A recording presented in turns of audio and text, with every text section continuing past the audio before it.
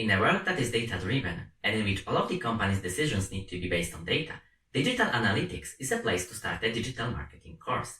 If you fail to monitor what is happening on your website, what users do, and what users want, you will have a hard time selling your products and being successful. I want you to learn how to understand and use digital data for your advantage. I want you to optimize and make business decisions by using insights from collected data. Remember that knowledge is power. We will start this chapter with 2 videos about using the most basic statistics to understand the performance of your website. You will know how website analytics work, how you should set it up, and what data you can analyze. We will use Google Analytics as an example, which is free and the most popular tool for website analytics. We will see it in action, use some custom reports, and learn how to draw conclusions.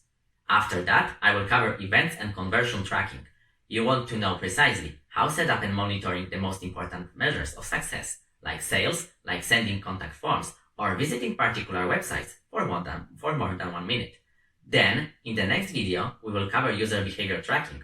What we want to achieve is to find out exactly how users are using your website or app, what they click, how they scroll, what parts are omitted by them, and what tool would be better to illustrate this concept in practice than Hotjar.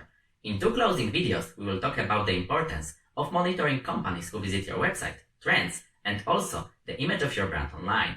This will allow you to make decisions in real time and monetize new opportunities, or react before something becomes a serious problem for your brand.